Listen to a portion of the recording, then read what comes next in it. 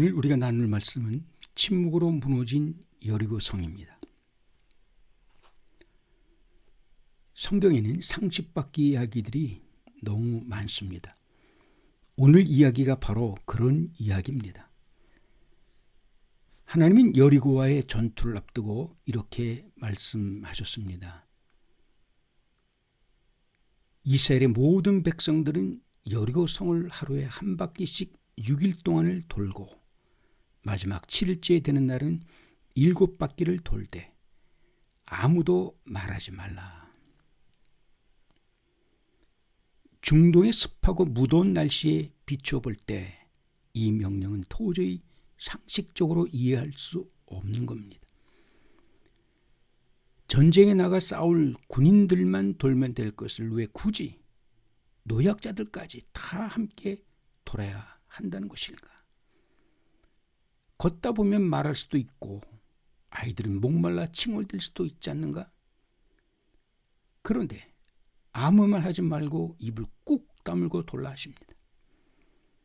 도대체 병법에도 없는 이 엉뚱한 명령을 우리가 왜 따라야 하는가라고 항변할 수도 있습니다. 하지만 이런 물음에 대한 답은 아브라함과 이삭의 침묵 속에서 찾을 수가 있습니다. 아브라함과 이삭은 하나님의 말씀에 순종하기 위해 새벽 일찍 일어나 먼 길을 떠납니다. 어린 이삭의 등에는 번제에 쓸 장작을, 그리고 아버지 아브라함의 양손에는 칼과 불을 들었습니다. 이렇게 부자는 하나님께서 지시할 산을 향해서 걸어가고 있습니다. 그렇게 한참을 걷던 이삭은 갑자기 궁금해졌습니다. 평소대로라면 아버지는 집에서 기르던 1년생 양을 데리고 번제단으로 가서 번제를 드렸던 것입니다. 그런데 오늘은 번제할 양이 없습니다. 이것이 궁금했던 이삭은 아버지에게 이렇게 물어봅니다. 아버지, 불과 나무는 있는데 번제할 어린 양은 어디 있습니까? 차마 번제로 드릴 제물은 바로 너야 라고 말할 수가 없었던 아브라함은 애둘러서 이렇게 얘기합니다. 아들아, 번제할 어린 양은 하나님께서 친히 준비하셨단다. 두 사람은 또다시 침묵을 하며 길을 걷습니다. 자신을 태울 장작을 등에 지고 걸어가는 이삭, 이 모습을 뒤에서 지켜보고 있는 아버지 아브라함. 잠시 후에 벌어질 끔찍할 살육의 현장을 상상하면 당장이라도 발길을 돌려 하나님께 얼마든지 따지고 물을 수도 있었습니다. 어떻게 아버지가 자기 손으로 자식을 결박해 칼로 찌르고 피를 내서 각을 떠 이 아들을 어떻게 번제로 드릴 수 있습니까? 얼마든지 이렇게 항변할 수도 있지만 아브라함과 이삭은 끝까지 침묵을 하며 하나님께서 지시한 그 산을 향해 걸어갑니다. 아브라함과 이삭이 침묵으로 걸어가는 그 모습 속에서 우리는 하나님과 그의 아들 예수 그리스도에 대한 일생을 우리는 들여다볼 수 있습니다.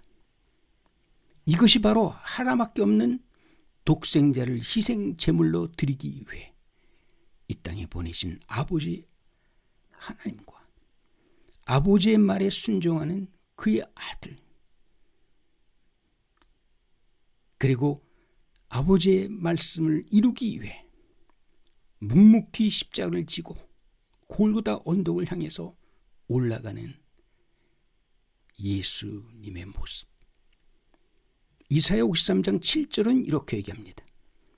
내가 곤욕을 당하여 괴로울 때도 그 입을 열지 아니하였음이며 마치 도수장으로 끌려가는 어린 양과 털 깎는 자 앞에 잠잠한 양같이 그 입을 열지 아니하였도다.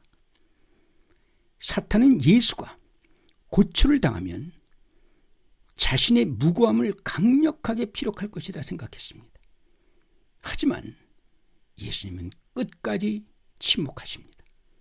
사탄은 예수를 십자가에 못 박으면 그 고통을 이기지 못하고 살려달라고 소리를 칠 것이다 라고 생각했습니다. 그러나 예수님은 끝까지 침묵하십니다. 이 모습을 이스라엘 백성들은 여리고 성을 돌면서 직접 체험하고 있는 겁니다. 이스라엘 백성들은 애 어른 할 것 없이 매일같이 여리고 성을 돌고 또 돕니다. 저러다가 포기하겠지라고 생각했는데 이틀이 지나고 사흘이 지나도 이스라엘 백성들은 또다시 여리고 성 앞에 모여 성을 돕니다. 내일은 분명히 모두 다 지쳐 힘들다고 비명을 지를 것이다. 그리고 행군의 대열이 와야 될 것이라고 생각했습니다. 하지만 이스라엘 백성들 그 누구도 항의하지 않고 여전히 침묵하며 여리고 성을 돕니다. 그렇게 마지막 7일째가 되자 여리고 성 안에 있는 사람들은 술렁대기 시작합니다. 분명히 무슨 괴락이 있을 것이야. 우리가 알지 못하는 무언가가 있다.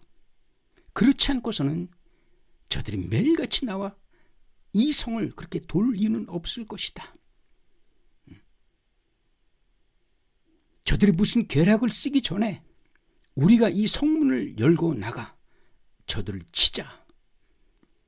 이렇게 생각하는 순간 이스라엘 백성들은 마지막 7바퀴를 마쳤습니다.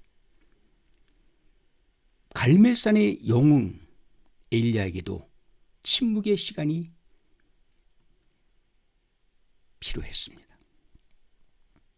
갈멜산에서 승리로 이끈 엘리야는 그 자리에서 바알 선지자 450명을 몰살시켜 죽여버립니다.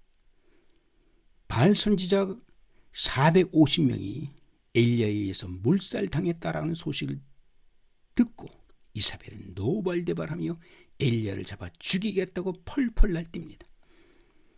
이 소식을 들은 엘리야는 그 자리에서 주력랑을 치고 맙니다.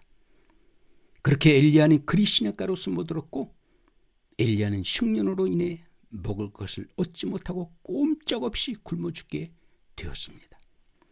그때 하나님은 까마귀를 통해서 매일같이 일용할 양식을 엘리야에게 공급해 주십니다.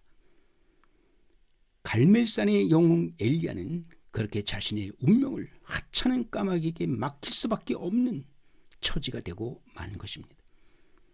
그렇게 오랫동안 까마귀가 날아다 주는 양식을 받아 먹으며 엘리야는 깊은 침묵 속에 자신을 돌아보며 성찰하기 시작합니다. 까마귀의 나의 운명을 맡길 수밖에 없는 나라는 존재는 도대체 누구인가?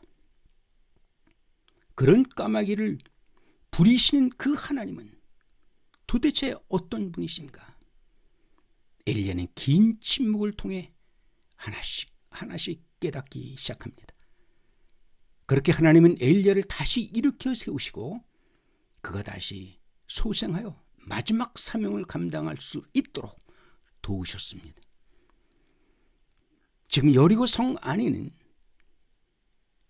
이를 눈치챈 군인들이 성문을 열고 진격하려고 합니다.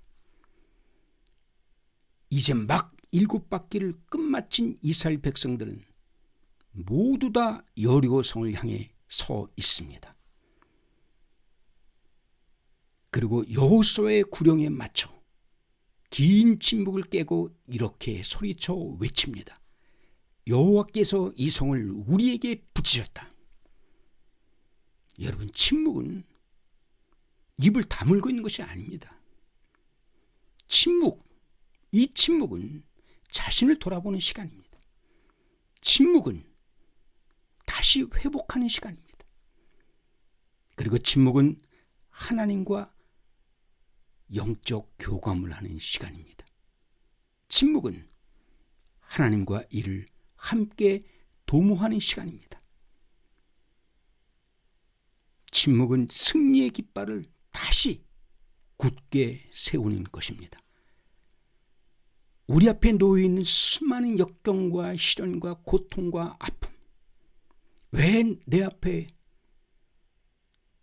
감히 감당할 수 없는 이 여리송과 같은 견고한 성이 내 앞에 있는 것인가? 왜 나한테 이런 고통을 주시는가? 우리는 그렇게 하나님 앞에 원망할 것이 아니라 절대절명의 순간에, 힘들고 고통스러운 순간에 우리는 침묵 속으로 들어가야 합니다. 침묵 속에서 하나님의 뜻을 읽어야 합니다. 침묵 속에서 하나님의 소리를 귀담아 들어야 합니다. 그리고 하나님께서 나에게 지시하는 그 말씀을 듣고 다시 나를 일으켜 세워 당신이 온전히 들어쓸 수 있도록 우리 모두를 내려놓는 겁니다. 이것이 여리고성이 침묵으로 무너진 이유입니다.